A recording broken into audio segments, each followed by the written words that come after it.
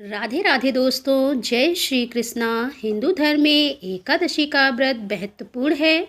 प्रत्येक वर्ष 24 एकादशियां होती हैं। जब अधिक मास आता है तब इनकी संख्या बढ़कर 26 हो जाती है। माघ मास के शुक्ल पक्ष की एकादशी तिथि को जया एकादशी कहते हैं। इस विषय में भगवान श्री कृष्ण कहते हैं कि माघ एकादशी का व्रत करने से व्यक्ति नीच योनि जैसे भूत प्रेत पिशाच की योनि से मुक्त हो जाता है। जया एकादशी के दिन सुबह जल्दी उठकर भगवान विष्णु का ध्यान करें और व्रत का संकल्प लें। स्नान ध्यान करने के बाद मंदिर में एक चौकी पर भगवान विष्णु और माता लक्ष्मी की मूर्ति की स्थापना करें और अब भगवान विष्णु को चंदन का तिलक, मौसमी फल, फूल, तिल और धूप दीप अर्पित करें। इसके बाद श्री विष्णु सहस्त्रनाम और नारायण स्तोत्र का पाठ करें, भगवत गीता का पाठ करें, मंत्रों का जाप करें और व्रत की कथा का पठन या श्रवण करें। फिर सारा दिन उपवास रखकर हो सके तो रात्रि जागरण करके एकादशी के अगले दिन यानी द्वादशी तिथि को ब्राह्मणों को भोजन कराएं। अपने सामर्थ्य के अनुसार उन्हें दान दक्षिणा आदि दें या किसी निर्धन जरूरतमंद व्यक्ति को भी आप दान की सामग्री देकर उसके बाद भोजन ग्रहण कर सकते हैं। भोजन सात्विक होना चाहिए। स्वयं भोजन ग्रहण करने से पहले भगवान विष्णु को तुलसी जी की पत्तियों के साथ ही जो भी सात्विक भोजन या पंचामृत है आप अर्पित करें और उसी को प्रसाद के रूप में ग्रहण करके आप उसके बाद सात्विक भोजन ग्रहण करके अपने व्रत को खोल सकते हैं। एकादशी व्रत तुलसी का पत्ता सेवन करके ही खोलना चाहिए। इस बार एकादशी के दिन तो भद्रा लग रही है, लेकिन द्वादशी तिथि को बहुत ही शुभ योग बन रहे हैं जो कि त्रिपुष्कर योग है।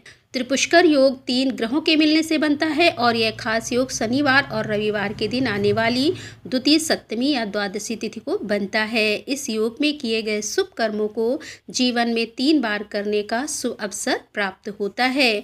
इस योग में नया घर, जमीन या नई संपत्ति खरीदना शुभ होता है और त्रिपुष्कर योग में किसी भी काम को करते समय खास सावधानी बरतनी चाहिए, क्योंकि इस समय किए गए कर्मों का फल 3 गुना मिलता है। इसीलिए इस दौरान कर्ज लेने से बचना चाहिए। साथ ही वस्तुओं को बेचने या कर्ज देने से बचें।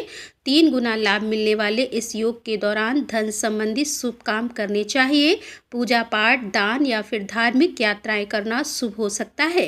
कीमती चीज़ों की आप खरीदारी कर सकते हैं। इस योग के दौरान जमा किया हुआ पैसा भी आपके लिए शुभ फलदायी हो सकता है और भविष्य में आपका बैंक बैलेंस बढ़ने की संभावना ज़्यादा हो जाती है। और त्रिपुष्कर योग में कभी भी कर्ज लेने से बचना चाहिए, क्योंकि अगर इस योग में कर्ज लिया जाता है तो वह जीवन भर चुकाने में बहुत मुश्किलें आती हैं। अब जानिए एकादशी व्रत की तिथि और शुभ मुहूर्त और भद्रा काल के समय के बारे में। साथ ही आप जानेंगे भद्रा का वास इस बार कहाँ रहेगा। इस बार माघ शुक्ल पक्ष की एकादशी 7 फरवरी शुक्रवार रात 9:02 से प्रारंभ होगी और एकादशी तिथि का समापन 8 फरवरी शनिवार को रात 8:15 पर होगा। ऐसे में हिंदू पंचांग के अनुसार इस बार जया एकादशी का व्रत 8 फरवरी दिन शनिवार को रखा जाएगा। 7 फरवरी शुक्रवार को दशमी तिथि के नियमों का पालन किया जाएगा। 8 फरवरी शनिवार को ब्रह्म मुहूर्त सुबह 5:30 से प्रारंभ होकर 6:01 तक रहेगा। सूर्योदय सुबह 7:07 पर और सूर्यास्त शाम 6:14 पर होगा। प्रातःकाल का पूजा का मुहूर्त है सुबह 5:47 से लेकर 7:50 तक रहेगा और राहु काल का समय है सुबह 9 बजे से लेकर 10:30 के बीच रहेगा और भद्रा सुबह 8:04 से शुरू होगी और रात को 8:05 तक रहेगी। यानी कि इस बार लगभग पूरा दिन ही एकादशी व्रत में भद्रा रहने वाली है। द्वादशी तिथि का प्रारंभ 8 फरवरी दिन शनिवार रात 8:01 से और द्वादशी तिथि का समापन 9 फरवरी रविवार शाम को 7:02 पर होगा। इस बार द्वादशी तिथि को बहुत ही शुभ योग बन रहे हैं। त्रिपुष्कर योग का शुभ संयोग इस बार शाम 5:55 से लेकर 7:02 तक रहेगा, जो कि अपने आप में बहुत ही दुर्लभ और शुभ योग है। एकादशी व्रत का पारण 9 फरवरी दिन रविवार को सुबह 7:07 से लेकर 8:05 के बीच किया जाएगा। जो लोग किसी कारण से सुबह व्रत ना खोल पाए वह दोपहर में 1 बजे से लेकर 3 बजे के बीच में भी व्रत खोल सकते हैं, क्योंकि इस बार द्वादशी तिथि रविवार को सारा दिन रहने वाली है। इस बार भद्रा का वास स्वर्गलोक में रहेगा, इसीलिए यह भद्रा पृथ्वी लोक पर अशुभ नहीं रहेगी। इसीलिए आपको इस बार भद्रा का विचार नहीं करना है और कोई भी पूजा पाठ, दान हो या व्रत खोलना हो, कहीं जाना हो, आप अपने काम आसानी से इस दिन कर सकते हैं।